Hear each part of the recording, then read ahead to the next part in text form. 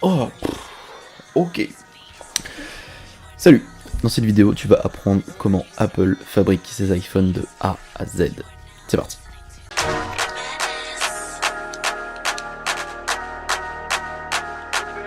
Les Français n'ont pas de culture design.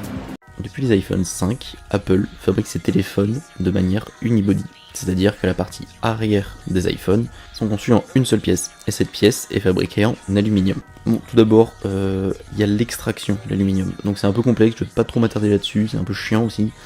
Mais en gros, il faut juste savoir qu'il y a de l'aluminium dans la terre, ils le prennent et ils le font fondre. Donc ensuite, cet aluminium est chauffé.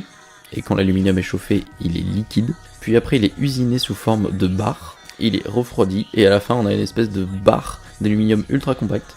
Un peu comme un carambar.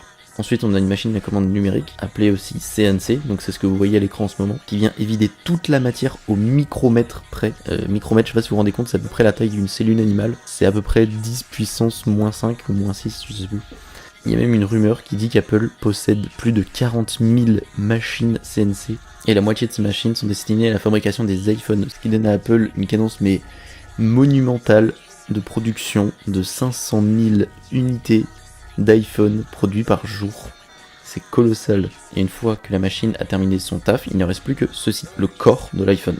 Et vous allez me dire, mais toute la matière que la machine a enlevée est perdue. Il y a un bon raisonnement, mais non, c'est faux. Car l'aluminium, c'est recyclable à 100%. Donc tous les copeaux que vous voyez à côté, ils sont récupérés, remis dans le processus de fonderie, et ils réintègrent le processus de fabrication des iPhones. Donc il y a zéro perte. L'avantage de cette méthode, c'est principalement le gain d'espace, et donc la capacité pour Apple de réduire l'épaisseur des machines, tout en évitant de sacrifier la solidité de l'ensemble du téléphone. Bon, sauf pour l'iPhone 6 Plus, qui est un peu une exception, qui se pliait dans la poche des gens, car la coque en aluminium était trop fine. Mais bref, on s'en fout. Un arrière métallique apporte aussi un autre intérêt qui est la solidité de l'iPhone. C'est beaucoup moins fragile qu'un dos en verre, et il y a un autre avantage, c'est que derrière, la rapidité du montage est beaucoup plus facile.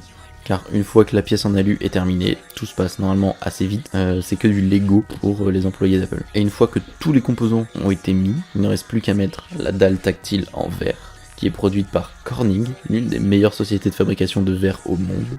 Et voici comment se passe le procédé de fabrication des écrans des iPhones.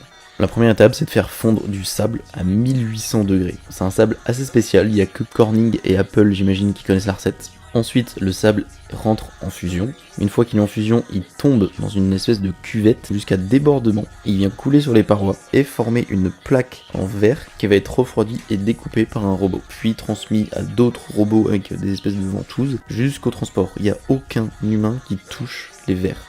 Et voilà, basta, c'est fini. Vous avez votre iPhone. Aujourd'hui, Apple, c'est l'une des entreprises qui maîtrise le mieux l'aluminium au monde. C'est dingue. Ils sont capables d'avoir une précision au micromètre et percer des trous au laser d'une précision quasiment inégalée dans l'industrie.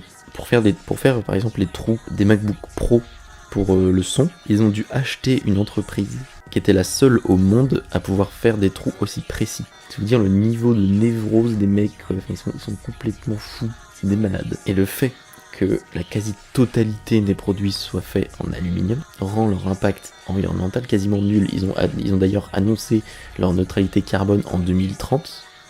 S'ils y arrivent, ce sera la première multinationale au monde à réussir cet exploit. C'est des grands baisers.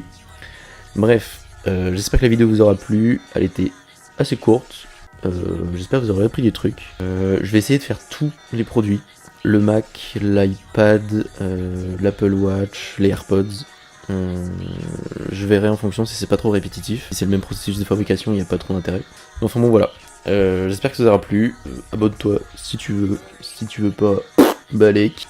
Bonne journée. Salut.